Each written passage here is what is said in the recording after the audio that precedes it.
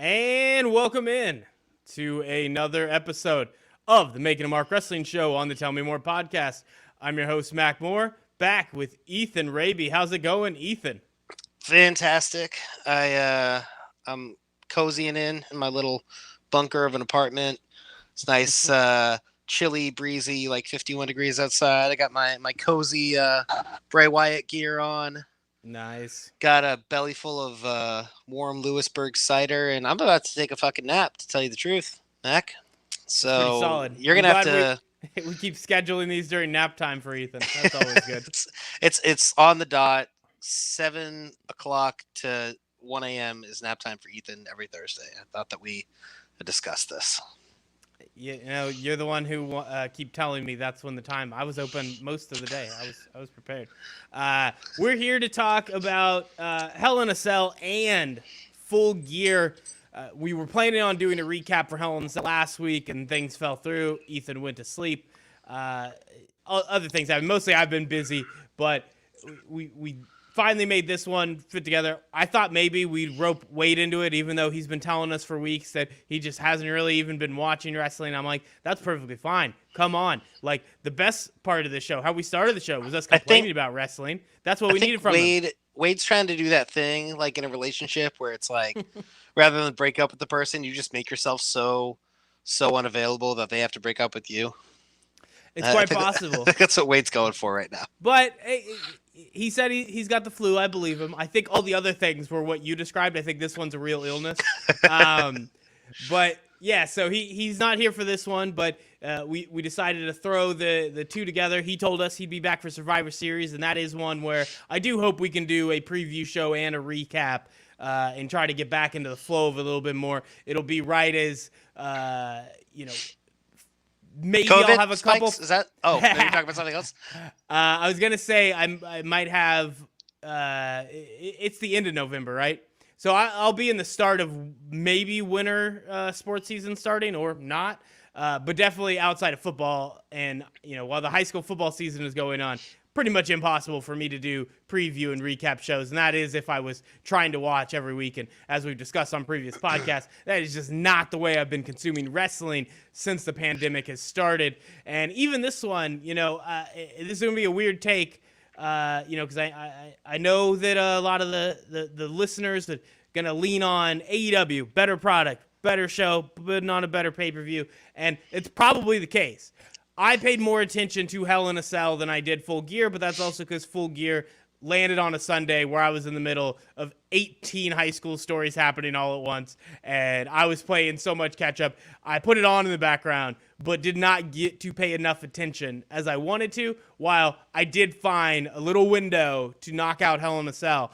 And while I do know why Wade's very upset with the product, there are at least 3 things that I love, and when you're not watching every week, it's very easy to ignore the things that suck. So I've enjoyed what's happening recently. I enjoyed the top of the card, or even if they put my favorite match at the beginning of Hell in the Cell. I enjoyed what I had been watching, and with AEW, there was nothing that I watched that I was like, I don't like that, but I ended up missing some of the stuff. I assume Darby Allin, Cody Rhodes was really, really good, but I only saw a couple spots in there. And Kenny Omega, Hangman Adam Page. No, it was a good match. Just wasn't able to put the attention I needed to. I think the only one I really stopped and took the time was with Moxley, Eddie Kingston, and then MJF, Chris Jericho, because I had to when those two put on the musical performance they did to get me sold on this pay-per-view. I couldn't let them down by not actually paying attention. So that's where I am for most of the watching. Ethan, watching these pay-per-views, we don't have to go over the whole song and dance of how much we've been watching lately, but, what did you think of each of these? Just give me the big overview, and then we'll jump into a few of the specific matches. I think you said it really well. I am not really that drawn in by really a lot of the storylines that have been going on either show, but the content that's in front of me I've liked. I just haven't felt, aside from the Roman Reigns and Jey Uso stuff, like nothing has really drawn me in on that kind of level of like compelling. I am emotionally invested in the storyline kind of viewing, but I really have liked a lot of other things I've watched. I've been entertained by wrestling again, which is kind of, I feel like for a while when the switch over to COVID wrestling became a thing. That was always like really, it was just very hard to make that transition, but I've kind of adjusted and I got back into watching more of the week to week. That tag team match between the Bucks and FTR was probably my highlight of that pay-per-view of Full Gear. I also missed a few matches because I'm an idiot. And when I went to load it up on the Bleacher Report app, it was like right at the start of, I think the women's title match. And I was like, okay, I guess this is the start of the show. And then I watched it and watched the rest of the card from there. So I missed like 3 matches probably. Yeah, I had to rewatch. My own fault. So I need to go back and watch Cody, especially Cody and Darby Allin. I really wanted to watch that. And then by the time the pay-per-view wound down, I was about to go to bed. So I just didn't think anything of it. But I kind of feel like I'm back to the point where I feel like I'm not doing wrestling justice. Whereas before, I had no guilt over it. I felt fine about it. I felt fine about not watching wrestling. But I think that's good. That shows that, it's stuff that I'm still interested in. I still at least, I've been trying to keep up on like cage side seats and, squared circle. And oddly enough, Snapchat has somehow kept me in the loop on wrestling. So I'm getting back into it, especially kind of right in time for Survivor Series. Survivor Series is always like, it's the time to fucking jump back in and, for lack of a better term, go full gear into wrestling. And yeah, so I just gotta wake up a little more and pay attention to the week to week. See, first I want to say it's probably my fault you got like 3 matches in, since we, not to tell on ourselves and get my account banned, but since we're on the same Bleacher Report account, I had started in the middle. We of are the a family. We live in the same house. Whoever is listening. I had started the pay-per-view in the middle because like. Oh, no, it was you that fucked me up then. Okay, great. So I was doing something else, and then I got it started, and like it won't let you start from the beginning on when it's still live. So I was like, I'm stuck where they're at, which I'm like, all right, I guess. And like then I had to make the decision: do I just wait till it's over and then rewatch, or do I start middle of pay-per-view? So I did middle, and then I had to like turn it back on to watch the first matches. So you probably started where I finished the loop. Like I cut that's it off. That's exactly what happened. So that's exactly what happened. So that's probably where it was on there. But I think when you're talking about, and figure it out. When you're talking about trying to keep up with cage side seats and all these different outlets to say, I'm not doing any of that. Like that's when I say I don't have time, like when I started doing this podcast, I didn't know what, Twitter accounts to follow and various things like that. Like I just jumped back in with one sole purpose of yelling at fans who booed Roman Reigns. That was pretty much the start of this podcast. Like it was the worst fucking origin story. Well, when I can explain it better, the main thing just being that fans always complain that it's not the Attitude Era, but most fans hate the things from the Attitude Era. So it's like this catch-22 of fans. And so basically, I was just making the argument that a lot of people are just kind of yelling about different things, but they're just in agreement that this product sucks. And it's like, I don't think that's a fair way to assess, where it's like, you guys aren't even in agreement on what you don't like, you assholes. So that was the start of our podcast. There's an exact moment that you can actually go back and watch, like how wrestling fans' brains work when it comes to the Attitude Era. And it's during the Hall of Fame when Ivory was being inducted. And she's talking about all the progress for women's wrestling and everything that's changed, how she was kind of one of the earlier pioneers of that. She makes a joke about having like flashbacks to the Attitude Era days, where it was all bra and panties matches. And then literally the next person to come out is Triple H, I think to introduce Kid Rock to get inducted. And he has this moment where he's like, there was a certain period of time known as the Attitude Era. Does like the full deep Triple H thing. And everyone fucking cheers. And it's just the most like back and forth. Like, did you like the Attitude Era or not? Do you want bra and panties matches and Kid Rock? You're like, well, yeah. Do you also want equality for women and progress with the women's revolution? Like, well, baby. Like, that's literally just wrestling fans to a T. And I think there is like wanting certain aspects, and we can make progress and we can change things. I just do like I was definitely concerned like watching like particularly with somebody like Roman Reigns where it was such a weird thing where it's like he is good. You liked him until the moment you decided WWE picked him, and then it was over. And that is like the kind of weird line in the sand that like there's something wrong with you guys. Now, WWE not listening to the fans when they have made that dumb decision for a year plus, and then 4 freaking years in, and WWE is like, I think we could still win this. Like, okay, there's a reason to yell at WWE, but I think a lot of the podcasts you'd listen to, a lot of that conversation, either people were very confused. I remember I started the podcast and my cousin was not quite back into it. Now he's full-fledged smart, telling me how much Vince sucks. But at the time, he's like, why are they booing Roman Reigns? And like I tried to explain it to him, but it's hard to explain even when you know what you're talking about. It's very convoluted. Then you try to explain to somebody who just jumped back into wrestling. Impossible. So like I just wanted to create a podcast where I did, hold the fans as accountable as they try to hold Vince. And that's kind of where me and Wade started from, with a level of, attitude era nostalgia. And then all of a sudden, we grew into smarts, or at least I did, and Wade's like 50-50. It's very strange. But that's when I started taking on all these, going to these sites to figure it out. But like now I'm back to even more pure than when I started, because I don't have an axe to grind. I literally just have just enough time in my life to even watch any wrestling. So it's like, what captures my attention? And sure enough, AEW, as good as the wrestling is, there's a very few storylines that, each week they have set up that pull me in. Now, in fairness, Raw has so much crap, I would never watch all 3 hours of Raw. But when they cut that, splice it together for promo packages, they make a lot of matches seem compelling when they probably aren't. And I remember them not being compelling when I was actually watching like 6 months ago. I love how you don't have an axe to grind anymore, but you still have the same like energy, and you don't know what to do with it. So you just get really angry about things you like, is what I've noticed, rather than bitching about wrestling fans for 45 minutes at a time. I mean, which I guess gotta bring power and energy direction to it. I gotta get amped about it. You're not wrong. Yeah. All right. Just it's very like Kenny Powers, like, I'm sorry, but if I stop yelling, that means I lost the fight. I love you very much. I'm sorry. Like, that's kind of sometimes when I'm recording podcasts with you, and not I the first agree time with I've you been 100%. compared to Kenny Powers. I am not at all surprised by that. That adds up.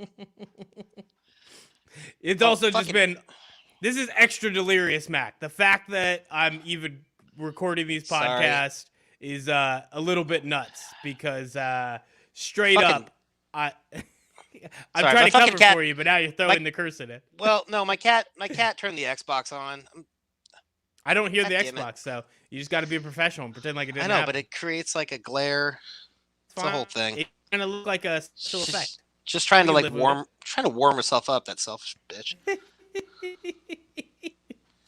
Fine, whatever. Fine. Fine. Overheat my Xbox. I don't care, as long as you're happy, because I love you. I love how we have almost none of these instances before we do a live stream. The moment it's a live stream, just anarchy. Just everything breaks down. That's the thing. People say, anything can happen on live TV. No one says anything can happen in normal, mundane, pre-recording, bullshit life. Has to happen now. So yeah, let's get into specifics now. We did big, broad compliments / our usual complaints. But to get into the specifics, we'll start with Hell in the Cell. That was the first one up. And the first matchup was, you alluded to it earlier, best thing going right now. And that's even, like, the core of what it is, I think, is maybe the part that is a little unpolished. That is the thing that I think is still what needs the most work, which is Roman Reigns going up against Jey Uso. And so many of these matches now that they're in the Thunderdome, but it's quiet enough that they are putting these actual conversations into the matches, to the storytelling. And I love what Roman has been as a heel. I love building up this character. They've rode a I'd say it's a fine line. They haven't even approached the line yet, which is great. The tribal chief has not steered into weird cartoonish territory. It will at some point because we know Vince. But right now, they are only using it for the power it brings. And while the announce team is still bumbling over it a lot, neither Michael Cole or Corey Graves can say it without saying the same 6 lines that I guess Vince is saying in their ear. But yeah, I love the story. I love the way that it's him just beating his cousins into submission until they are in his service. I think all of it is so good. The only thing that's even questionable is that Roman Reigns trash talking it went from what used to be a C- to now it's like a B-. It's such a huge part of the match. It would be great if it was an A. And if it was an A, he'd be the biggest star ever. He's so close. He's put so much of it together. He's doing so well too, and like it's kind of like that. Like, what if like that whole the idea that everyone wanted Cena to turn heel for so many years and didn't. And then that was kind of what people wanted with Roman for a long time. It's just turn him heel, make him a badass, and it's working. Which I guess Cena kind of turned heel on that one guy in that story yesterday. Did you see that video floating around? He's not really a heel move. It's literally John Cena's just like in a department store, and there's this guy like live streaming on his Facebook, and he's John Cena from the WWC or WWE man in the house, and he's like, "Hey man, hey, how's it going? Hey, thank you for asking, by the way." Which is just this. It's the most like passive aggressive like Total Bellas version of John Cena that you're getting, and it's actually fucking hilarious of him just telling this guy like, "You're being disrespectful. You're being disrespectful. You should ask next time." And this guy's like, "Hey, I'm famous, man." He's like, "I don't care who you are." It's like, oh, I was wanting it to escalate, but now the best rendition of John Cena we have on WWE TV is R-Truth, and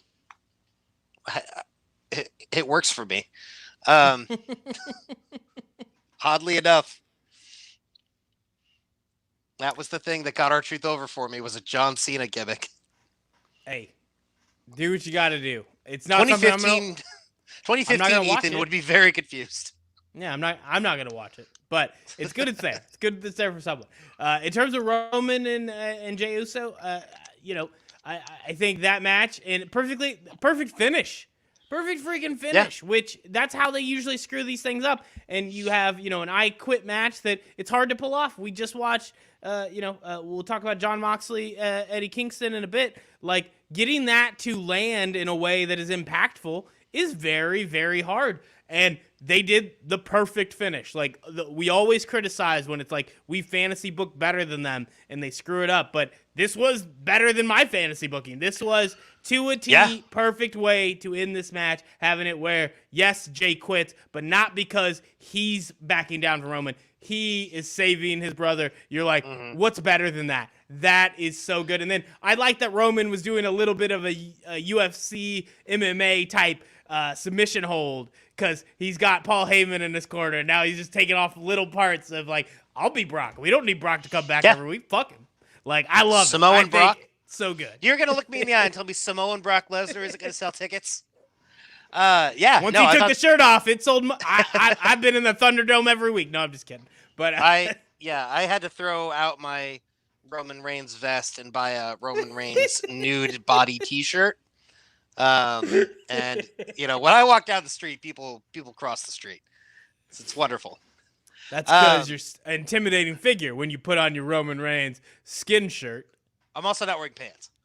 Well, the pants are in the mail. I'll wear the pants when they get here. But there's a lot of factors for the intimidation, but the point being, let's stop talking about that.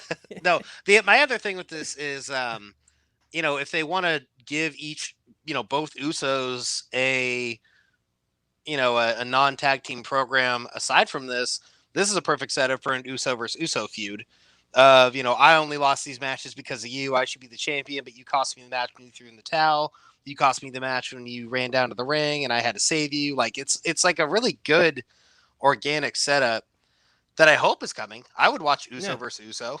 Well, I want it to be that, but I want the setup to be a little bit different. I want the Usos to be under Roman's leadership. They've submitted, but it's a little bit like they don't want to, you know, but they're doing it because that's part of their family, whatever. And once again, this is where we give too much leeway, and Vince will go to that cartoonish version of being the tribal chief thing. But I think if you kind of lend it to, they don't want to listen to Roman, but that's the rules. Like, he won it, he got the, you know, the beads. Like, you now have to listen. And I want one of the brothers to be the instigator of, like, this is the moment that we need to, like, show Roman he can't act this way.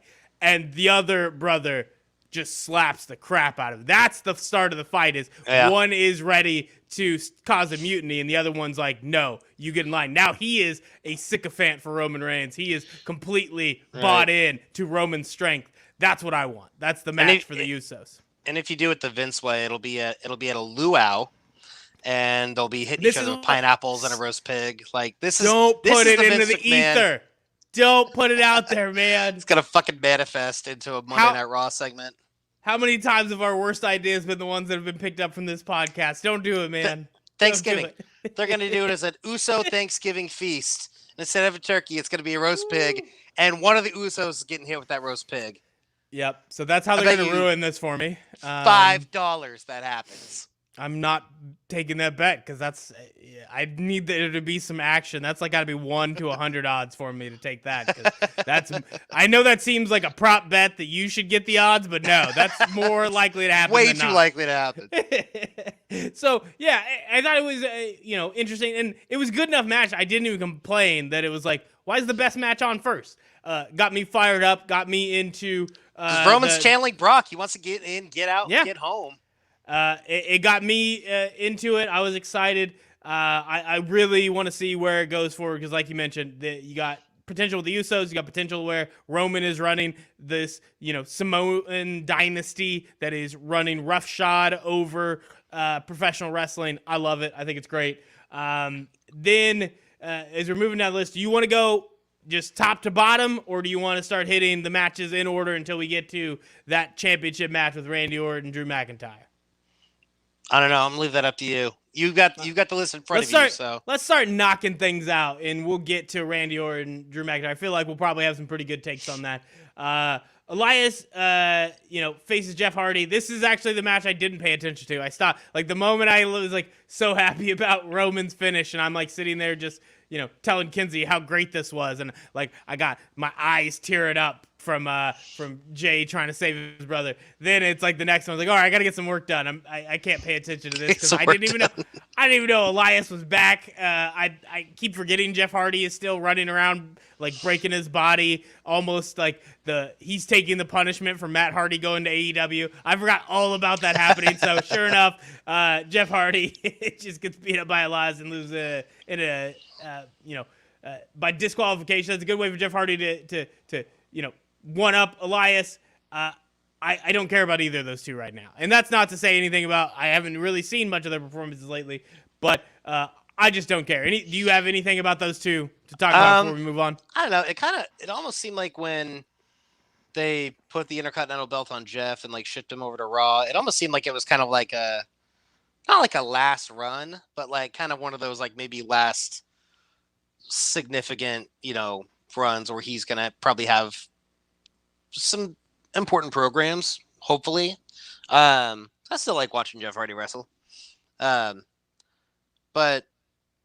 that's about as far as it goes. I don't feel that drawn into the feud. I like both guys, but it all goes back to their whole like Jeff Hardy getting, set up for like a fake like DUI situation and Elias getting hit with the car, which is just like one of those moments in wrestling when you look at it. Like I saw on Squared Circle today, it's like y'all realize that in kayfabe, the only reason that Carmella is in the WWE is because Cass and Enzo got her fired from her like hair salon gig when they put hair removal cream on a poodle. It's like, oh yeah, okay, yeah. When you go back in like the lineage of characters, or lineage of feuds for this matter, it's like it's supposed to be touchy subject matter, but it was handled in a very meh kind of way. Yeah, it was not good. Yeah. Moving on. Yeah, so there's not much that I have that one. The next one is important. we'll get your take on whether it was a good match. You got the Miz going up against Otis, and this one the contract is on the line after they did this little campy judge. They went before the court, and it's Judge JBL. It's wrestler's court. Well, like, is it wrestler's court when? No, I mean it's a nobody's in charge. Like, you need somebody that matters. Like when they did it back in the day, sure. Like, there at least made sense. You can't get the APA out of retirement and say this is still wrestler's court. They don't wrestle. They barely even show up on wrestling programming. Ron Simmons is still around. Says, damn, I think that counts. Basically, this was the Bailey, this is your life of wrestler's court. Cheers. I didn't like that there wasn't an angle for like why I guess that helps with what they thought the joke was, which is just that it's like there is absolutely no case here. Miz, you win anyways. Yeah. And, like, let him walk out with it. But like they're not well written. I think you put two charismatic people in the Miz and Otis in a situation where their charisma didn't work. Great. That's smart. That's all I really took away from that is you put both of them in a situation where you don't get any of the benefits of what they bring to the table. Then you have a match between them. I didn't really care for what was going on in the match, but I did enjoy the finish because I like a good heel turn. I like Tucker turning on him. I still think it should have been back on the Mandy Rose gimmick a while back when it was, Dolph Ziggler kept getting in between. I think it should have been Tucker that jumped in there. But you know what? This was pretty solid, and Tucker pulling out some good promos. He nailed it. If he had any more real charisma and if his ring work mattered, like this guy could get a shot. But instead, I think I'm interested in the match. I'm not like super psyched, but I am interested in Otis versus Tucker. I am to a point. It's sort of I would have rather they just kept heavy machinery through this whole going all the way back to Money in the Bank. This show is just a perfect example of how much Vince hates tag team wrestling. If you look at the Hell in a Cell card, it is literally just Vince hates tag team wrestling. That being said, I enjoyed the finish too. I think that also having Otis with the Money in the Bank is not realistic. Like, I think your Money in the Bank guy should be somebody who you look at as a world title contender, or at least somebody who's like a strong mid-carder type that could shock the world and move up into the world title picture with the help of the Money in the Bank. Otis is just fresh off his first singles program. Not even fresh off, still kind of waning. I mean, I guess, he had his whole angle with Dolph Ziggler and now with The Miz, but at the same time, why'd you do that in the first place? Why not go back to Money in the Bank and make it matter, I guess? Make the winner of that match matter. I feel like Money in the Bank used to be a lot more prestigious than it is. And it's kind of it's either hot potatoed, or it's cashed in and failed, or it's randomly stolen by Brock Lesnar. There's all these weird fucking things they've done with it.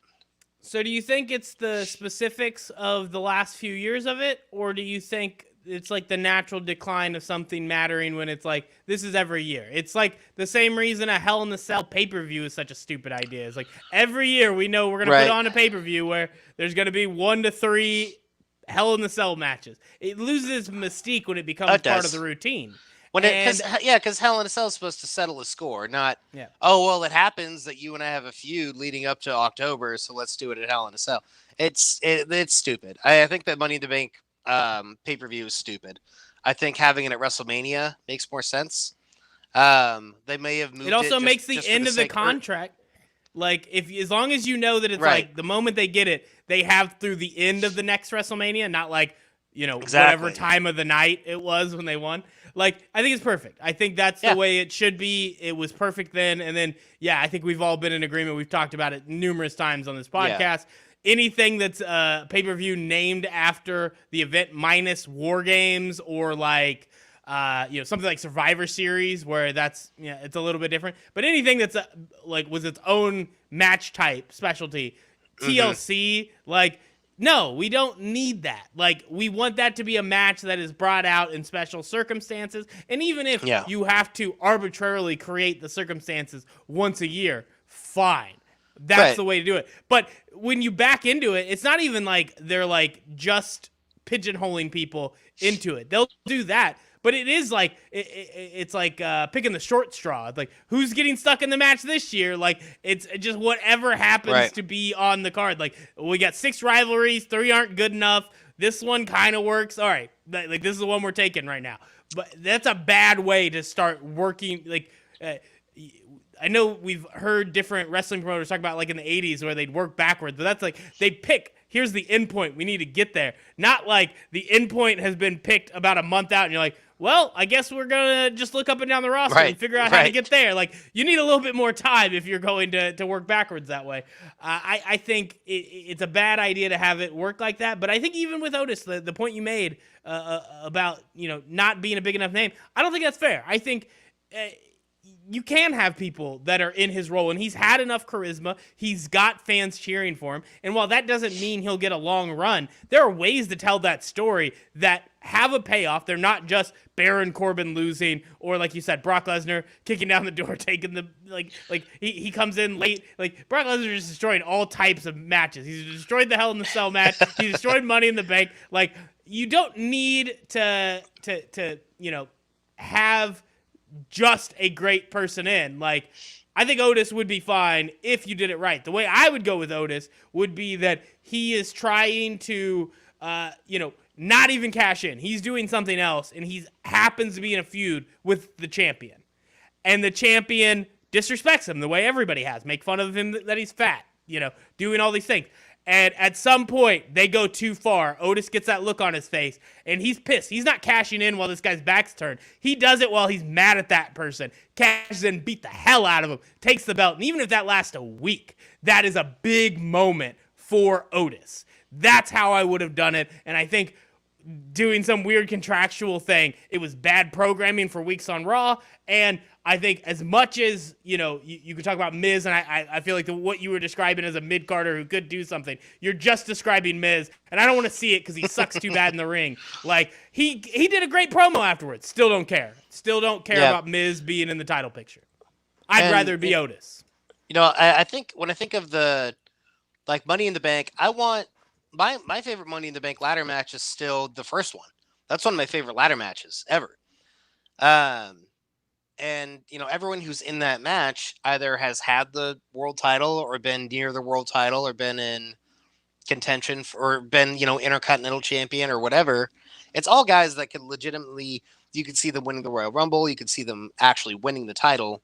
And I think that that's part of the mystique of Money in the Bank is it is either shouldn't be predictable. Like, yeah, you like being shocked when you see something great happen and somebody win a title unexpectedly, but it should be somebody that you shouldn't have to stretch your imagination that far to see them as a world champion. Like kind of how King of the Ring used to be when it was like, the original run of King of the Ring, or like I said, the Royal Rumble. Just these different situations where you have, at least 20 guys that all could realistically work their way up into a world title program. And I never really saw Otis as that guy, I like Otis. Here's the thing. I agree with you, but if I had to pick one, I'm going Otis over The Miz right now. Like that's like, well, and I get the two. Yeah, I mean, I don't really care about The Miz winning the title either. I know, but I think people would make the argument because he's been there, because of what his skills are on the mic, and it's like I've seen it and I don't care for it. Like I know that Otis has some level of talent. He has this just charisma that you can't produce. Like that is something that you will not replicate. You're not going to find a way to produce that down at NXT. Like he brought it and then you put it in the right position. And it's weird like to see them give him that Money in the Bank at the moment where people thought this isn't the right time for that. And then the only reason I would say, it didn't work, it wasn't like proving those people right.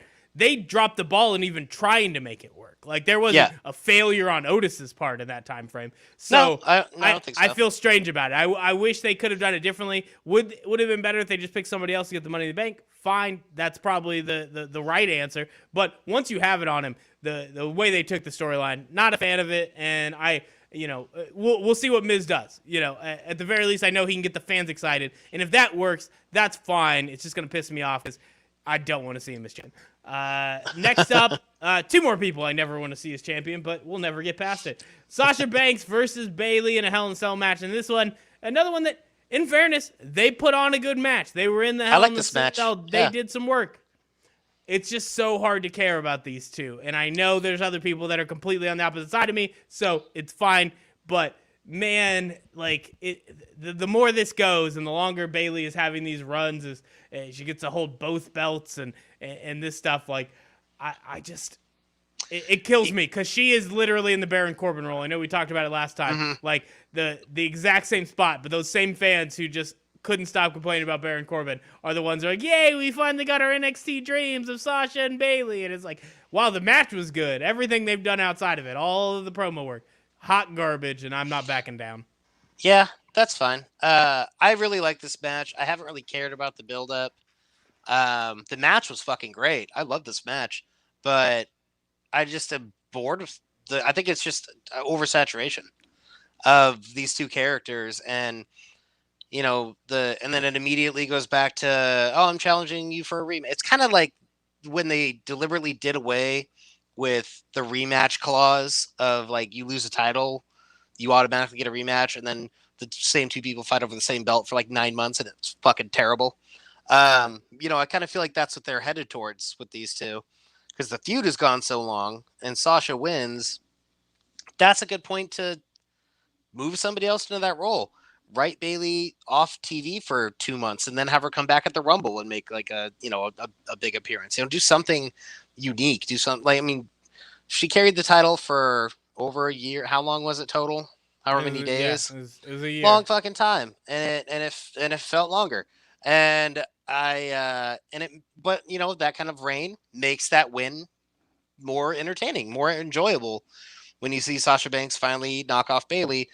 But then if they're just going to jump back into the same program and do it just to death for the rest of the year, then I don't fucking care anymore. I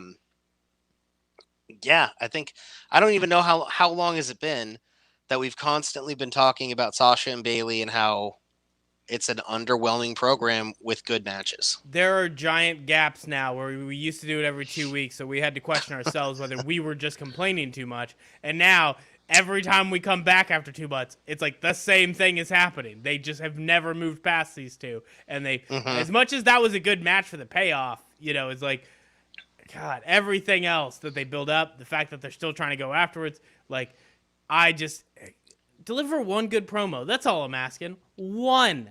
And it's so weird having Bayley, she is literally in the Baron Corbin spot of, the promo was mostly right, but you can actually hear the wrong word she's saying. Whatever word Vince said, make sure you get this one. That's the exact word Bayley can't remember.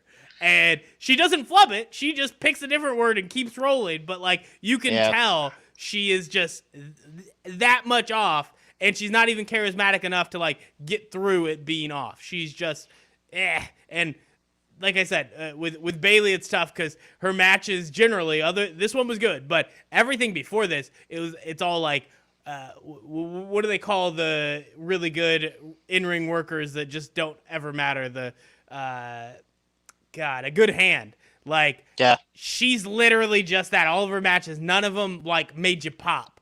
And that's not a good thing to say about somebody you kept as champion for a year. That should not continue to be the case throughout a year. And I could just be wrong. Maybe other people think some of her matches popped. I did. I thought this is the only one that I had to put away my hate to say, okay, they did good work in the ring. I don't care about the work, but they did good work. So that's where I'm at on them.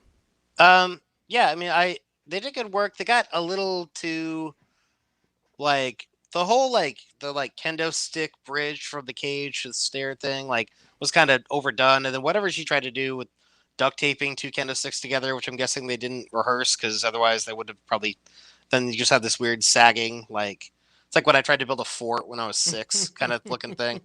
Just it was other than that, I really had a lot of fun with that match.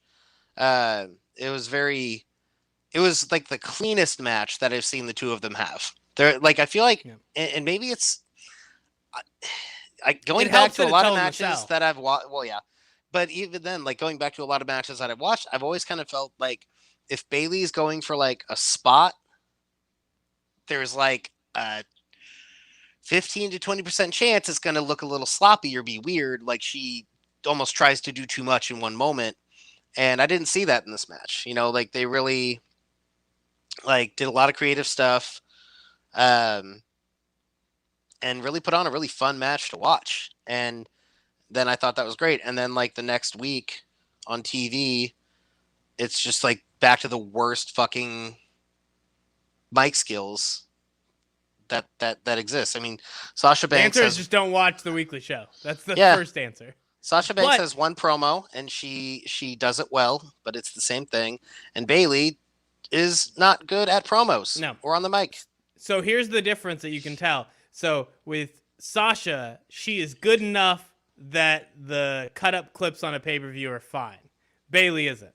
That's the difference. Neither one is good on the weekly show. They're awful.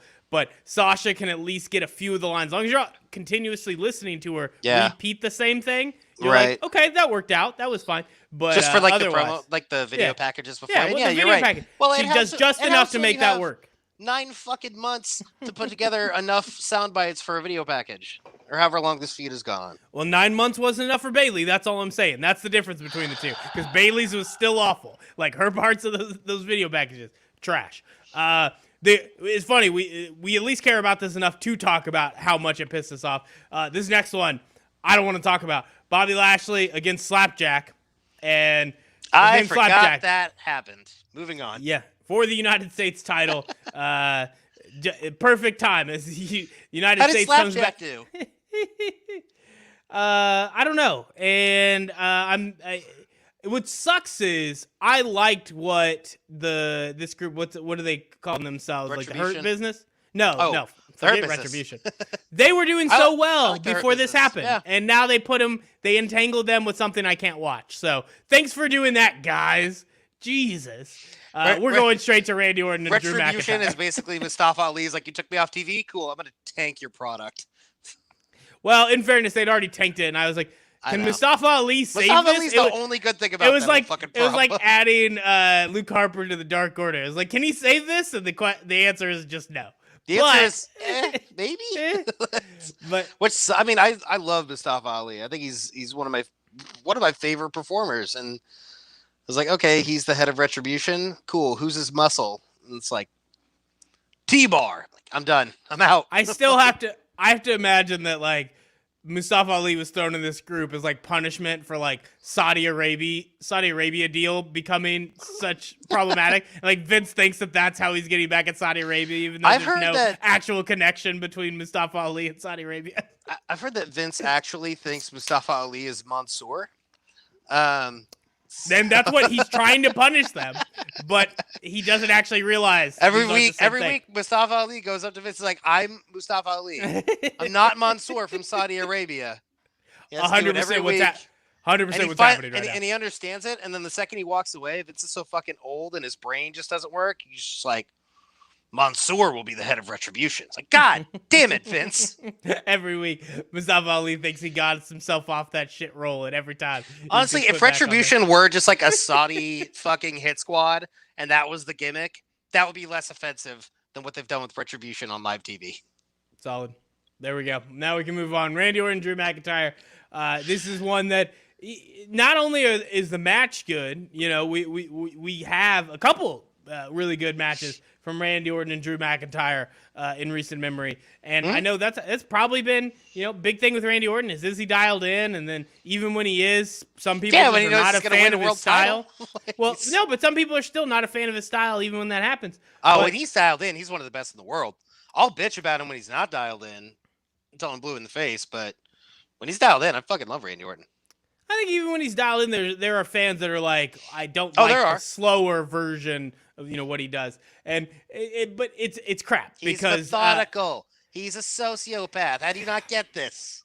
Some people are just complaining. So I love what Randy Orton does, and right now he is killing it on the mic. He is raising Drew McIntyre up to another level, and Drew McIntyre wasn't even doing bad. I think all things considered, being the champion that got your start at the beginning of the pandemic, the fact that Drew McIntyre had as good of a run as he did, I don't think it was like a champion who was not doing very well and Randy Orton had to pull him up. He was keeping it high as he could, and then Randy Orton just helped. They both took that rivalry and they went and made that championship go up to another level. And now it'll be interesting to see where they go from there, whether we're going to have those rematches that we talk about. Now this is the type of rivalry. It can have that rematch. And I know they've already faced each other like 6 times.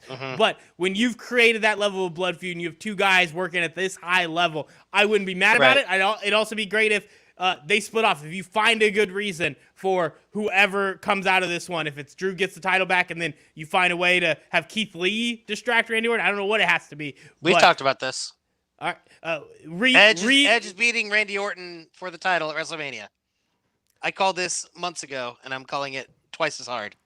I'm not against it. I'm not against it, but no. Edge makes back-to-back surprise entries at the Royal Rumble. Who gets to do that? Edge. Yeah, but I think I don't know if it makes sense to have that as the title match. I think it would almost be better if Edge comes back like the same way Randy Orton was just randomly taking out like these legends. Like I think that sort of like comes back to haunt you. I don't think I cared for how they did it, where everybody just beat him up before he got thrown in the ambulance. I don't think of their matches, that was the one that was the least effective for me.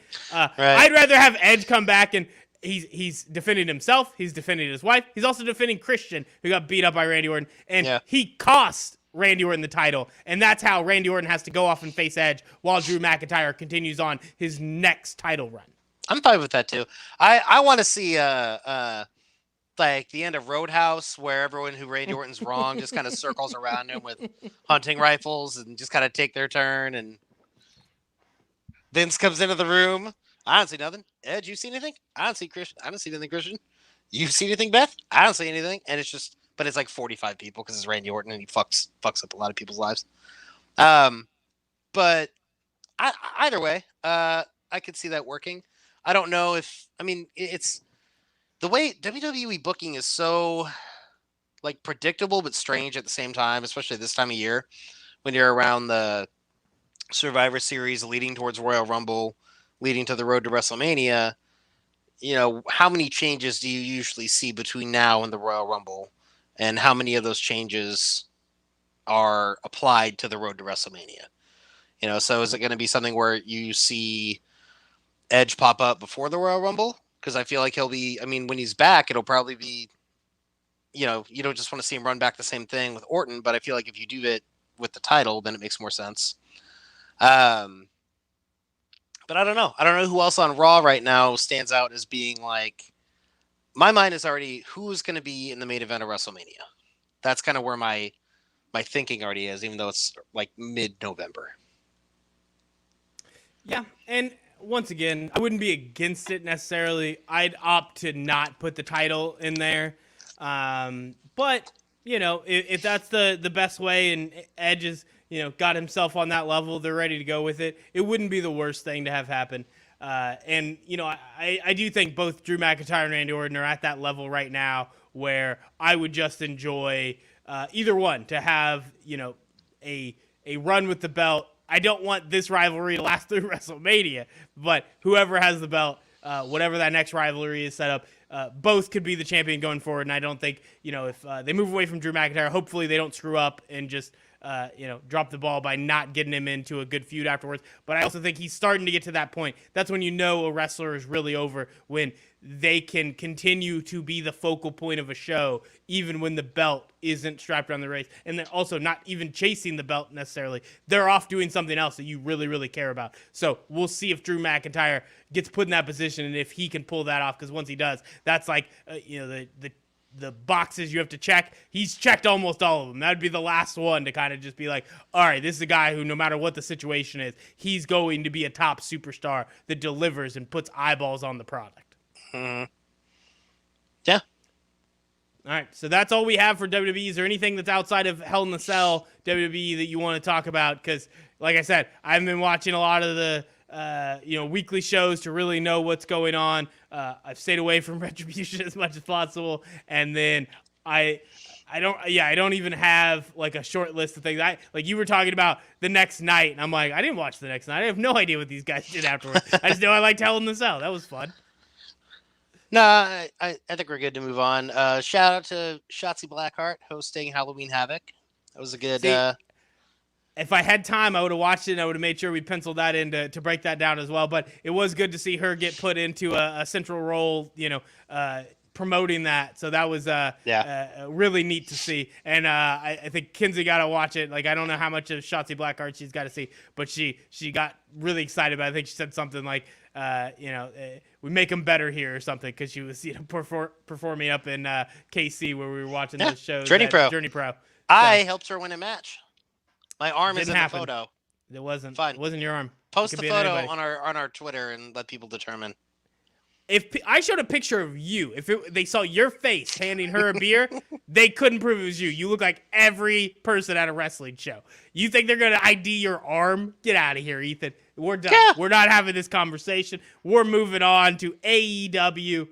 We're talking about Full Gear, and this is one that, like I said, I was excited for some of the programming, and I will probably rewatch this. I don't know when that'll be. Definitely not going to come back on a podcast just to do a remix edition of this to tell you what my new thoughts are now that I've gotten time to actually get consumed in it. We're going to do 2 recaps of every pay-per-view from now on. Wait until I'm back. The one when I have dumb reactions from half watching, and one when I actually stop to watch the product. But no, this is one where there were a lot of big things on the card. They wanted this one to be really special. And from there, I'm going to have to let you decide whether it truly worked out. I just know I'll have my little points on each one, just kind of what I saw. And some of it will be more from the build-up more so than necessarily the match and the payoff there. But starting out, we'll just go to the top of the card there. We're going to work our way down the same way we did with WWE Hell in the Cell. Kenny Omega against Hangman Page. They are going, this is the AEW World Championship Eliminator Tournament final match. So the winner of this will receive a future AEW World Championship match. And these are two guys who have spent months as a tag team with, the turmoil of Hangman Page's alcoholism. This is the exact opposite of the Jeff Hardy addiction storyline. That's how you do it wrong. This is how you do it right. They've set all this stuff up really, really well, and what's perfect is they're the perfect tag team to break up from having that split, because unlike WWE where Sheamus and Cesaro ends and I guess we just have to stay a tag team forever and never get another shot in the main event, one of these two will get catapulted to the top. Ethan, walk me through how you felt about this storyline and then how you felt about this match. So I've loved the storyline. I love the falling out. I love the Hangman Page's portrayal of an alcoholic wrestler who is at the top of his game at the same time, because I think that's something that you've seen countless times, especially all the way through the 80s and 90s, and always there's always top tier wrestlers who have addiction issues. So making it into a storyline that isn't comical or dumb or tasteless is refreshing to see. That being said, as we discussed our Bleacher Report issue earlier, I did pull a Jeff Hardy and get drunk and miss half the show. So I did not actually watch this match. So this and the next couple matches. See, I thought you went back and watched afterwards too. I thought we did the same thing. I didn't realize you just only got the end. Nope, I didn't realize it until this afternoon. I was like, I never saw Cody versus Darby Allin. And I was like, I probably fucked up that card. I went back and looked at the order of the card. I was like, oh, I know what I did wrong. And I didn't have time. I didn't have time we might do the remix. We might do the remix edition. Orange Cassidy versus John Silver. This is back to where I don't know what's going on because I don't know who John Silver is. All right, so I thought I was an asshole today because I didn't know who John Silver was. I have no idea. I see his name a lot on Reddit, and he's in the Dark Order, right? Yeah, I guess. Yeah, I don't know. So he's the little one. Yeah, cool. Darby Allin, Cody Rhodes. This is one I did want to watch, and like I said, where it's kind of stuck in the middle, and I don't even think this one I let it was like all the other ones were in the background. This is one where I don't even think I was in the room while this was played. And so I missed all of this, but I do want to watch it. And I think that actually, in my mind, it was more helpful. This Because is the the other ones, worst wrestling podcast ever. we'll be fine. We did good on the first half. I think, I would rather not watch half of it. Like, this is the type, I know Cody Rhodes matches. It's not good for me to watch part of it because Darby Allin will do some crazy shit that you're just like, I remember that crazy thing he did. But Cody Rhodes, beginning to end, that's the storyteller. That's the one that you need to dial yourself in. So there was 0 point in me half paying attention to Cody Rhodes versus Darby Allin. So I'm going to have to come back to that. No spoilers, people. I'm just kidding. I'm staring at the wiki page right now. So we'll jump to the women's match. Akira Shida versus Nyla Rose. And this is one where I think consistently these two are starting to put on really good matches. I think it's exciting for the women's division. I think the biggest problem is there just hasn't been anybody else. And once again, without having watched the weekly shows, I don't know if some of the new hires are starting to work and get there. I know they went and got Tanara Conti, and she's just Tay Conti now. So it'll be interesting to see over time if they can start to pump up that division. Because in fairness, we've mentioned this many times, it's very hard for them to go out and get these indie wrestlers the way they do with the men, because we already know that there is a bias in terms of what types of matches wrestling fans like. And so there are not as many great women wrestlers. There's a smaller number of total women wrestlers that exist, and most of them WWE signed. They brought him in with the Mae Young Classic. They're sitting down in NXT. A lot of them don't even get matches. There's a bunch in New Japan. There's a bunch of different places. But when AEW is trying to figure out who's somebody on the indie scene that's really, really good, all the best talent got bought up before AEW even came along to build their division.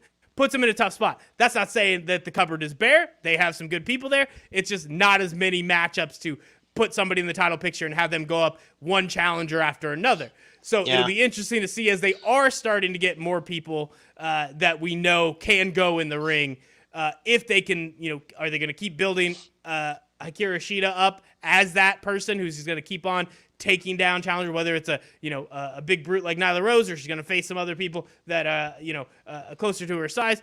I like what she's done so far. I think anybody she's faced, we mentioned this, we loved what she brought to the table pretty much from the moment we saw her wrestle in AEW. And I think the only thing that's missing from her is just having that continuation of one challenger after another. If they can start to pull that off, she can have a good title reign. And I wouldn't be mad if, this would be something that ends, either Rose ends up taking the belt, maybe injures Shida, and then she's rampaging the rest of that division until Shida comes back from injury. That is something that could go down. Here is not the case. They're still just building up Shida. I'm perfectly fine with that as a result. I want to see what she does going forward. I really enjoyed this match, and I've enjoyed everything she's done so far, even if the rest of the AEW women's division, I think the AEW's had trouble building up the way they have the rest of their roster. Yeah. I don't really have too much to add. I mean, they'll get there. The AEW's been around for a year. Took WWE about 70 years to get women's wrestling off the fucking ground. So that's fair. So they'll get there. It's just like you said. You got to wait for kind of a new crop of talent. A lot of indie stars got bought up, right about a year ago. You even look at people even like Shotzi Blackheart is another example of somebody who, she had already been with Evolve and was moving that direction and could go and was a good fit. But at the same time, it's like, in a different, that level of talent 5 years ago, would they have signed her that quickly? Or is it a matter of, also Impact? I mean, Impact has I don't really know the quality as far as their women's division go, but there's a quantity there. I think it's pretty solid from everything, because I don't watch Impact. That's the problem. Is the product is bad enough. We're not watching the good women's. I'm not going to fucking watch Impact, but everything I've seen from their women's division is that it's solid. So you have, of all the great women's wrestlers in the world, so many of them already work for WWE or Impact, or are working in Japan, or Mexico. I mean, it's just it's a wide pool to try to pull from. Yeah, and like I said, part of it is just does the contracts line up at the right time? And with AEW, I think they had already squared away most of the top tier men talent, and it was kind of okay. Who can we pull in here to build up this women's division? And a lot of the names that they probably thought they could have got, it didn't work out because, like I said, WWE, they've just been stashing them. They're paying people to not work. So it was very tough for them to try to get that to work. But, I think on the one hand, if they're not building up a women's division that has 2 or 3 good matches happening every Dynamite, that's something they need to work on. And I think fans should hold them accountable. At the same time, you should give them praise when the women's championship matches that they put on the pay-per-views, when they hit. For the most part, I think there was a few early on that I was like, okay, I think that was strangely done. I think throwing what was the alien girl that they threw in for one of them? She was not ready. They shouldn't have pulled the trigger on that one. Like she was like not ready, like underprepared, and like had the fucking flu. Like it was like all these things of like maybe give this person another like 6 weeks for preparation. So they had a few of those moments, but for the rest, like I think they've built up a lot of stuff. Like I said, the only issue being is where we're talking about like the rematch clause in WWE where they just keep running back the same match. In the women's division, like you just have to because they haven't set up for another person to come in and really make that work. So we'll see if they improve that going forward. Next matchup, this is the one that I think most people are excited for, the way that there's not even a tag team match on the Hell in the Cell card. There's just one tag team that breaks up. Instead, you AEW, and they have highlighted wrestling. They've brought in some of the best tag teams in the world, and they let them do what they do best in the ring. And in this case, it's the Young Bucks versus FTR. And I'll just let you explain what happened in this match as they are fighting off for the AEW World Tag Team Championship. This is my favorite match on this card. I also just fucking love tag team wrestling. It's where me and the old man differ. But I the story going into it was good. I'm not usually a fan of the if I lose, I'll never challenge for the title again storyline, especially if it's used in the same company within like 6 months of each other, or however long ago it was that Cody challenged for the world title. Yeah. But in this one, it didn't really seem to bother me or worry me because you could see it going either way. I could see the Young Bucks winning the titles. I could also see the Young Bucks taking the Cody Rhodes route. But at the same time, if they're working as a tag team, then kind of what's the point? It's different than being a singles star.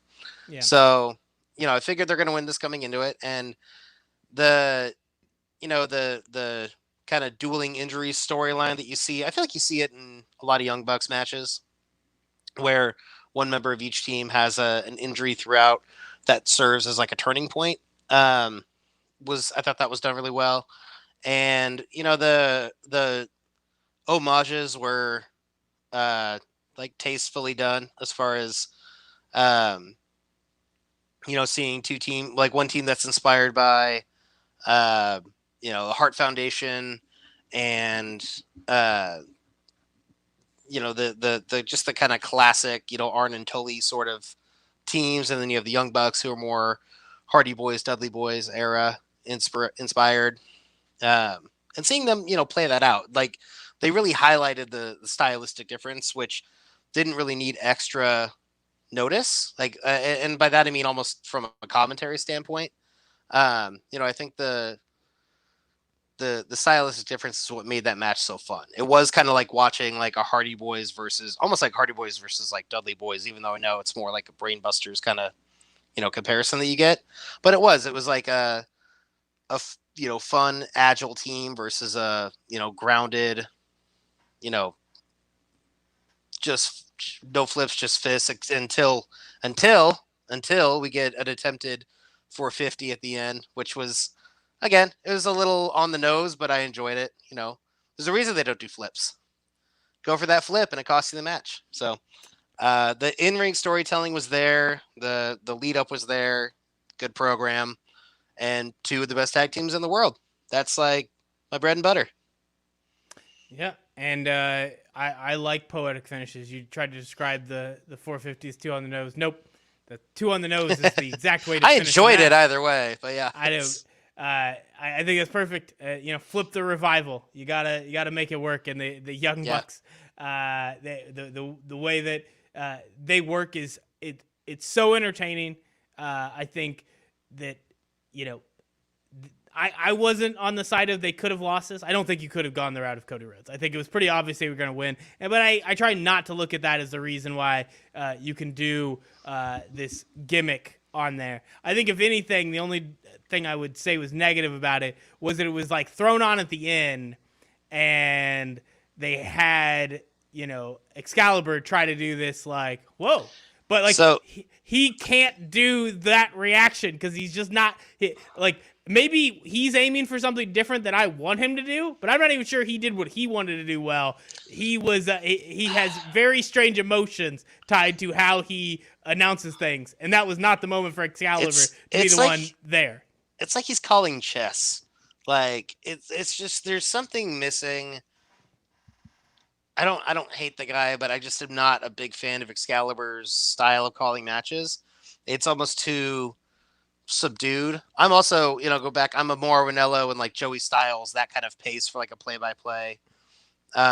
Which granted, it's he's it's just a weird booth too. Just I like everyone in there, I guess, but they don't work well together. It's strange, yeah. And all 3-man teams suck. But I'd say the main thing is Excalibur is the guy with the inside knowledge, and he's the subdued one. You can't have that. Like, you need the person who is excited to be actually aware of who these people are. Yeah. And to have that back and forth where there are times, like we said, there are moments where JR calls it better than anybody else. There are times that Tony Schiavone adds something to the pod. To the way he emotes is what Schiavone's got. He emotes at the right time. Sometimes.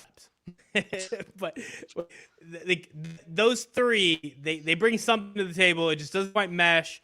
And like, you want Excalibur to be with somebody. If it's going to be, I don't know what, like a Josh Barnett type, like, and then I think in that place, Excalibur probably would be the one who adds extra emotion just because like he's trying to fit the team. But when you have JR losing his mind, then you have Tony Schiavone next to him losing his mind. Excalibur has to be even more subdued because he is the one playing the role of the knowledgeable one. And it's like, fine, I guess. Like, if that's what you want to do with this team, it comes off very strange most of the time.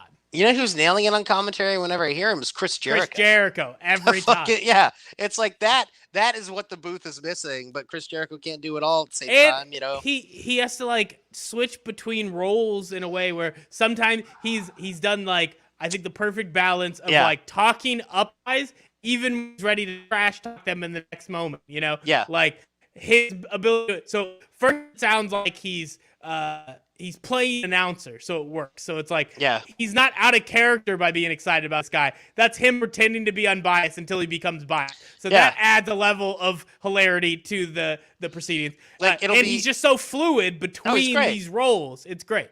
Like, oh, what a great tope to the outside, and for somebody who looks homeless, JR, like it's just like he always has like that balance. Yeah, he's awesome. And that's the thing is like that's what that booth is missing is intensity and like heel tendencies too. Like it's all just kind of like middle of the road friendly dudes.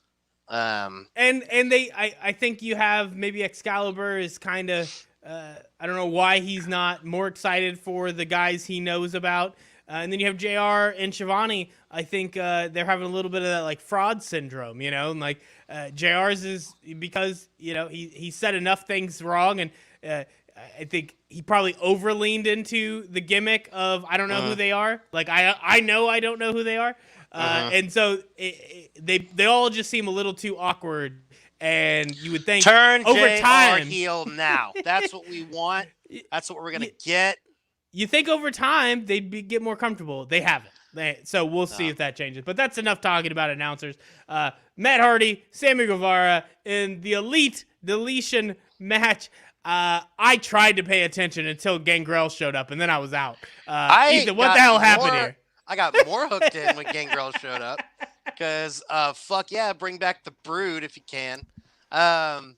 But this is the bad attitude era nostalgia happening right now. I don't know. It goes back. It's canon with the character of Matt Hardy. Turned him into a fucking vampire. You think that storyline's just gonna go away? Like, fucking Interview with a Vampire lasts over centuries. Like, this has only been like 20 years. And guess what? These Matt Hardy matches last a century, and nothing good happens in between. Tell me what good happened. Try to pitch me on this match, because no, I'm not even against all of these Matt Hardy style matches, but eventually it's like, what the hell are y'all doing? Like, why is this in the middle of a good pay-per-view? I appreciate Sammy G's buy-in to this storyline in this match. His willingness to commit to it was fun. You have the fireworks stuff was maybe a bit much. You've got the hurricane. What's up with that? Am I right? That was actually the only funny thing I thought was when he immediately showed back up in the reporter outfit. That's it. Otherwise, I didn't like any of it. It's a good time. But I don't know. It's fine. I kind of black out whenever the hurricane comes on my TV, and I'm just overwhelmed with joy. It's like a psychedelic trip whenever I see that, man. So it's just happiness and hilarity. So I don't know. Let's see. The trying to kill him with a monster truck. That's normal. Trying to think if there's something I missed here. Skarsgård took a shot at Sammy Guevara, which is just the boat, which tipped over and almost hit him. So, he tried. The throwback to the Matt Hardy slamming his head into the fucking ground was maybe a bit much. But also, life gives you head injuries. You make head injury lemonade. So I don't know. I don't usually a pink lemonade coming out, or maybe a little darker. I don't know. More of a Hawaiian punch substance would be. Kind of thing. Yeah. But I don't know. This match kind of got a little fuzzy for me. I enjoyed it. I had fun with it. I ignored it completely. My take on all the Matt Hardy and like House Hardy stuff is really just like, fuck you. I don't know why I liked it, but I liked it. I can't explain myself. Like I said, I have not attacked as ferociously as Wade has on these matches. This one just like I liked so much of what Matt Hardy and Sammy Guevara were doing in terms of their comedy and earlier stuff, but it has to seem to matter. And it's not even that the cinematic part is what takes it out. This just got completely to the point where win or lose, what did it matter for Matt Hardy or Sammy Guevara? Where does this take them? I'm fine with you doing off the wall shit, but it has to matter to me. And I think by the time it was done, I really, I could care less who the victor was in this strange Elite Deletion match. Who doesn't love a good concerto on a concrete floor? Well, I think we can all be in agreement on that. You will never get me to the side of Gangrel coming back being a good thing. So we'll talk about two matches I think we can be in agreement on. The first one is one we're just going to start by talking about what happened before the match, because the match was good, but the segment that started to build up to this pay-per-view match, MJF versus Chris Jericho. The match is good, but them having their little dinner was one of the greatest things. One of the best segments ever. Yeah, it's fantastic. And that's I'm gonna the watch line it right after this. That's the line right there. You could argue that that's in the same realm of the type of shit somebody would not enjoy. They're like, that's wrestling getting just too dumb. It's right there with whatever Matt Hardy's doing from week to week. But no, they did it so well. And like every time you thought this was too much, they took it up a level to make it worth it. And the fact that, MJF can actually sing and that, Chris Jericho is technically a real singer, I think it played in perfectly for what they needed to do in that segment. Just enough dancing, just enough coordination. And then it's back to, I think we always talk about the comparison WWE and AEW, and I said a lot of times there's things that fans will just hate because it's on WWE, and then they hate when it's, or they love it when it's AEW. This is the type of thing that is the actual difference. It is, I could see WWE trying a segment like this, but it would never have the same feel. And that isn't fans just loving one product and hating the other. There is just a tangible star power to what MJF's doing, what Chris Jericho is doing, and then what happens when you let them do what they want. And it doesn't always have to be serious, but if you let people who are good at what they do have free reign, some good things can happen. Yeah, it'd be good if you got some writers in to put people on the right path. That's probably what most of the AEW roster needs. This like 0 writers is a bad idea. Don't overproduce, but maybe get some people that can put some good ideas in front of these wrestlers. MJF and Chris Jericho are not the type that even need it. They are going to do it themselves. They did it in the build-up to this match. They even made the weird MJF election thing that I didn't like in the Moxley feud. I think it worked good enough in this feud with Chris Jericho. And then when they get into the ring, that's probably the best part about MJF is you forget. Any comparison somebody wants to make to The Miz. The Miz sucks in the ring, and MJF is putting together some really good matches. He might not be the greatest worker in terms if you're trying to compare him to the Johnny Garganos of the world, but he can tell a story in the ring, and he tells a story perfectly for what his character is. I love what he ends up doing, and that was another great one with how MJF got the victory to get himself into the inner circle. Yeah, this is kind of one of those situations we run into where I liked it so much, I don't really have much else to say about it. That's about it. And yeah, MJF in the inner circle is going to be fun.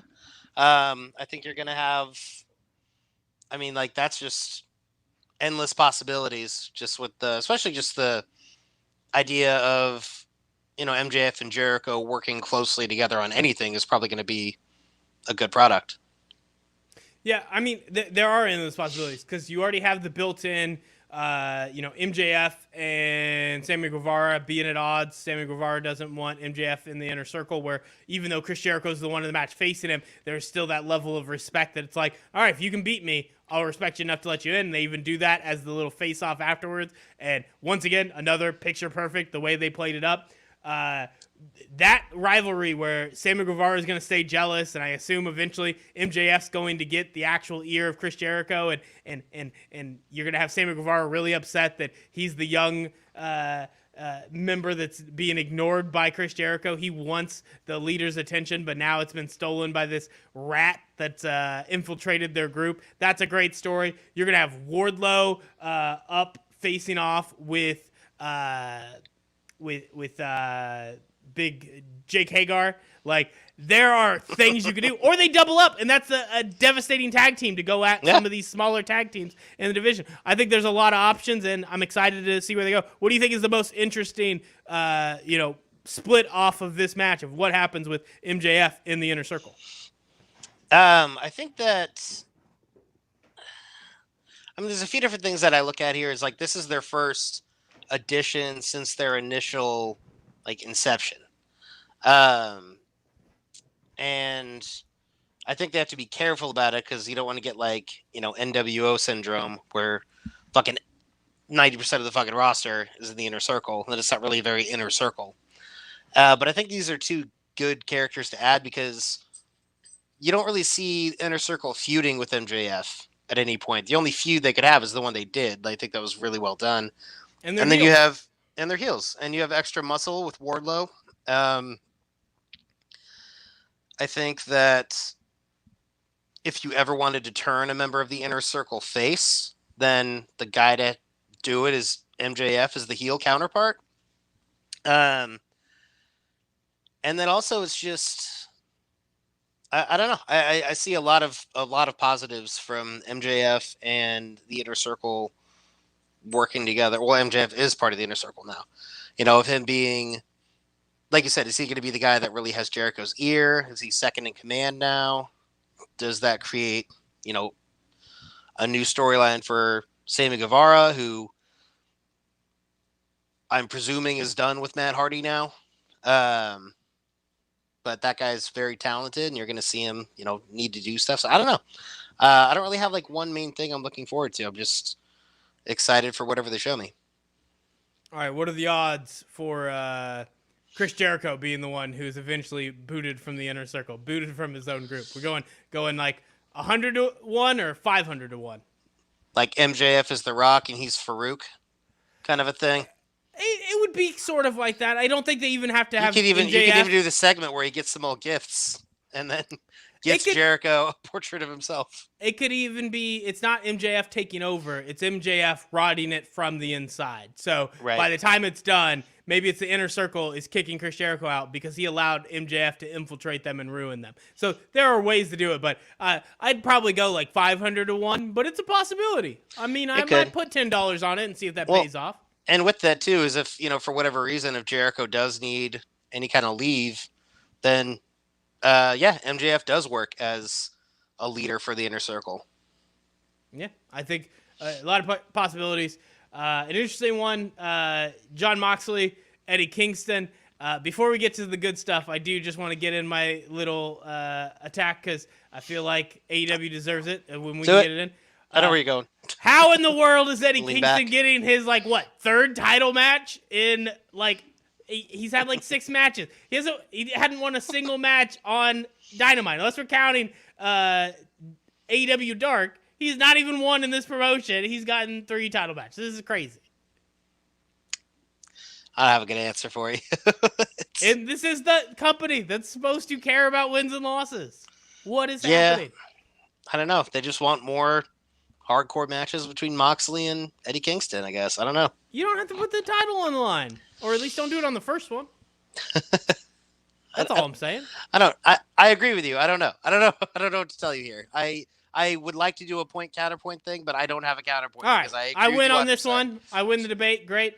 And Fine. Now we can get to the positive things because the promo package. I thought it was weird. I saw the one they had on AEW Dynamite the week before because I had heard, all right, this is really good, right? And so I tried to go and watch it, and I was like, this is fine. I don't know. I don't care.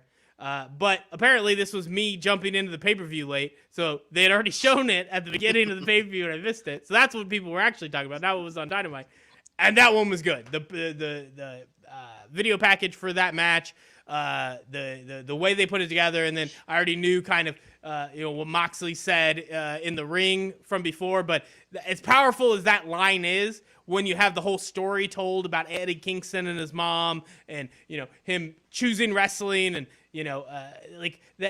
that whole thing really worked that much better. And then when you have the video package, and then you get to Moxley where he's saying you made a promise to your mother that you can't keep, and that being it's not even a heel thing necessarily from Jon Moxley. Clearly Eddie Kingston has been more of the heel, but it humanizes who Eddie Kingston is. It puts an edge to Jon Moxley that I'd argue that would probably be the one thing missing, is that he's doing great promos that almost seem disconnected from the AEW world. This is a ecosystem that is so much better than a lot of what WWE does on their main brands, but somehow their champion is the only one who just seems outside of it. He seems disconnected from what is going on. It just feels like a different show sometimes. Now he's in it, and I feel that edge connected with the story they're trying to tell. So if Eddie Kingston, if you would have let him win any match over a real challenger for the title, maybe this could have helped me make this more believable. But no, it didn't matter. Eddie Kingston, he's really good on the mic, and putting them in a match where they can get the best out of both of them, which is an I Quit match that allows them to do whatever the hell they want to one another. I thought it was really good. I think the ending is where we always get, and that's kind of where I get on a lot of Jon Moxley matches, where the I Quit match with Roman, they felt perfect. This one was great until it kind of slowly puttered just to that finish. Do you want finally saying that? Do you want Jon Moxley to take Eddie Kingston's mom and put her in the bulldog choke? I just thought about it. You thought about that for a second. It's just really hard to get to that point where they finally say I quit without it being so you didn't do it before, but this was the moment that they couldn't handle it anymore, and and so I quit even the ramp up doesn't quite work. So it's a strange match. And I feel like a lot of I Quit matches are forgotten because of this reason. The Reigns Uso I Quit match was so good because of the emotional family storytelling, and the reason that he said I quit wasn't because he was getting his ass whooped; it was to save somebody else. And then other famous I Quit matches, I can only think of 2. One is when The Rock and Mankind, which was cheated, took a previously recorded yada yada audio played it through the speaker kind of thing, which is great for that story. And then, Stone Cold versus Bret Hart. Other than that, I can't really name an I Quit match that stands out, because a lot of them, they always have such a good build up, a good lead up, but then the concept of that match and how to pull it off and how to finish a match like that is so it's a narrow window that you have to nail. It's really hard. And in this one, you mentioned Stone Cold, Bret Hart. They already ruled themselves out of that because Eddie Kingston's yelling at the ref for, calling the match the last time that he didn't tap out or say I quit. So you've already put yourself in a situation where it just has to be Eddie Kingston giving in. And I don't know what that is. I don't, particularly where these are two wrestlers they put themselves through hell. It's not like they didn't do enough to be like, there's a reason for him to quit. But in terms of that moment, why it was there, the storytelling side, it's just hard to make that work. And I don't even know what it would be. Like, normally I'd have some, at least half attempt to tell you how it should have gone down the stretch. I'm not even sure what it would be that would have fit necessarily. It does work having, Dean Ambrose trying to wrap barbed wire around his arm as he's trying to do submission moves. But still, it's just it's that one moment. Why that moment versus everything else that just happened to him? And I don't know. It's one of those deflating things where even if the hero wins, and in this case, like I said, even with Moxley kind of going a little bit low, I still don't think it makes Eddie Kingston the necessary face in this. But the hero conquering still isn't necessarily this rise. I think that the deflation is just in the how the finish goes up. You just can't keep going up with it, and it just deflates you as a viewer. And there's not a great way around it. That being said, everything they did to get to that moment thought was really good. Yeah. And I thought, like I said, top half of a card that even as I was trying to just work and only kind of pay attention, those two matches drew me back in, made me watch, couldn't look away, made me forget for a moment, just one moment, that Gangrel had showed up. Those two matches. I don't know why really you'd want to forget that. So with that, we talked about a few of the things of what we'd like going forward. But now that we've knocked out all of the matches except for the 3 at the beginning that we didn't watch, of the storylines in AEW, of the things that we know would happen at Full Gear, what's the one storyline that really to you're ready to follow, you're excited to see where they take it going forward? Kind of too. I mean, I'm excited to see, where Darby Allin goes as far as the title reign for his character, and then just the Inner Circle. Inner Circle is probably the most interesting storyline, I think, moving forward from AEW.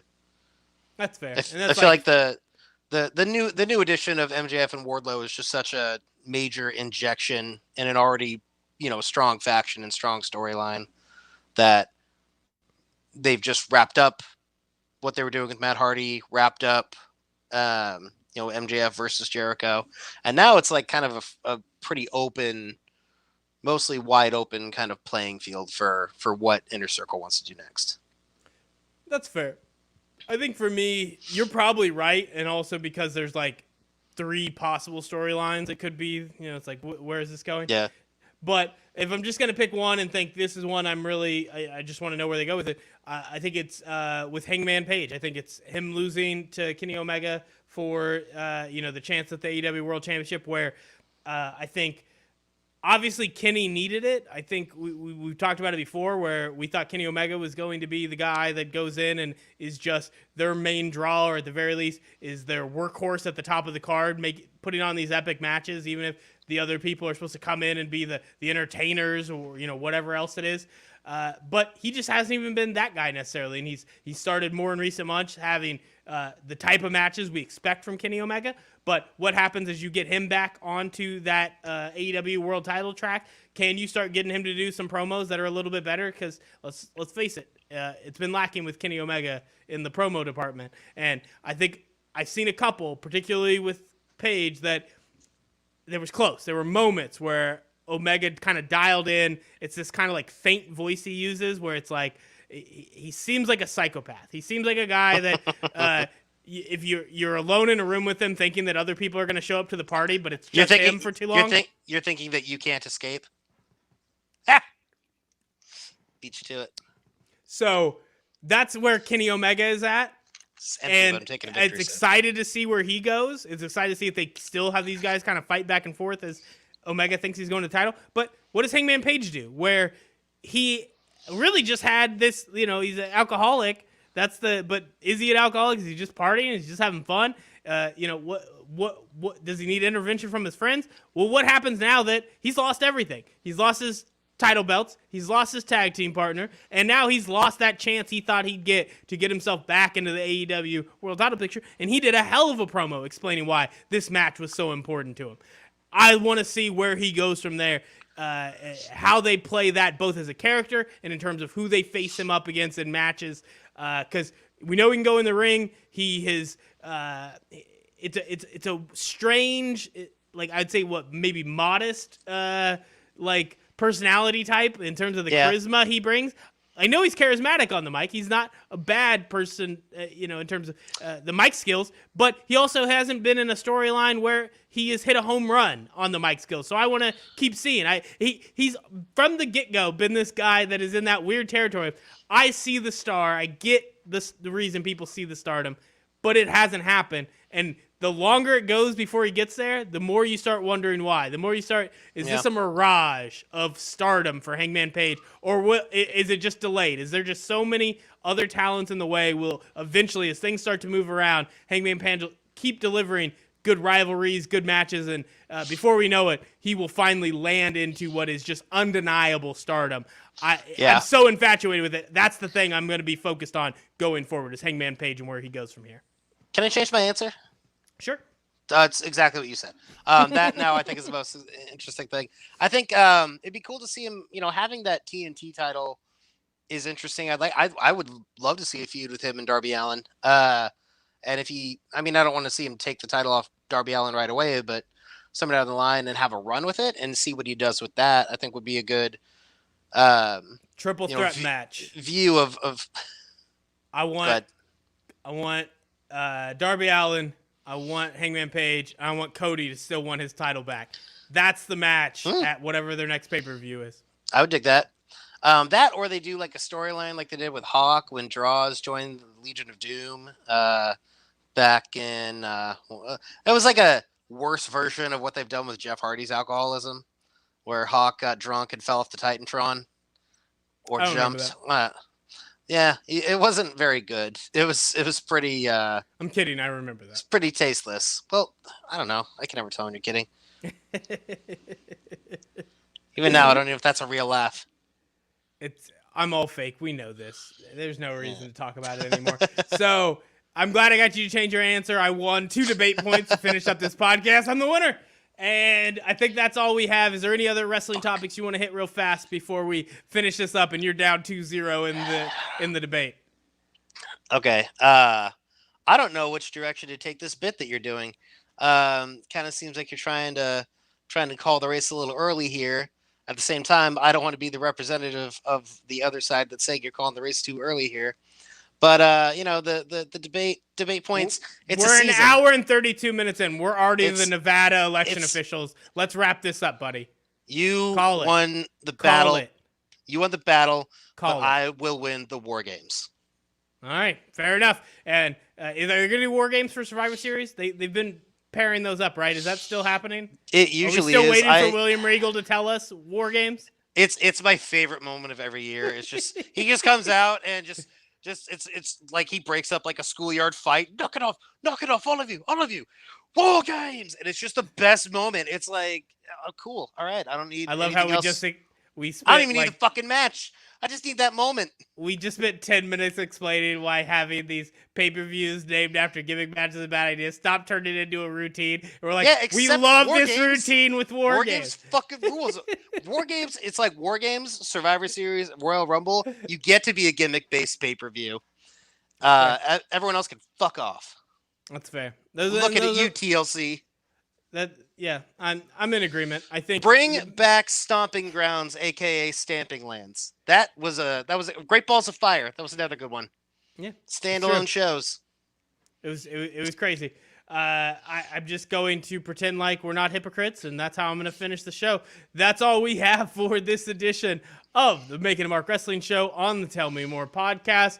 We will be back in future weeks. Like I said, we're going to try to do the preview for Survivor Series, and I hope you guys are enjoying the live streaming. We plan to keep doing this in the future, and maybe we might send out tweets to let you know, hey, this is when we're on. Jump on, send us some comments. I will try to set up my rig here to actually show me comments, because I got one on the last podcast and I missed it completely. We will try to become interactive, but it's going to take us a while. We barely know what we're doing, and I'm very bad at multitasking. Can we take it from the top? Top of what? Like, I don't know. I just feel like there were some flubs in there. Like, can we do like a reshoot real quick? Nope, because it's live from New York. There you go. We are hitting the clear. Thanks for tuning in. We will be back sometime soon. Bye, everyone. Later, Marks.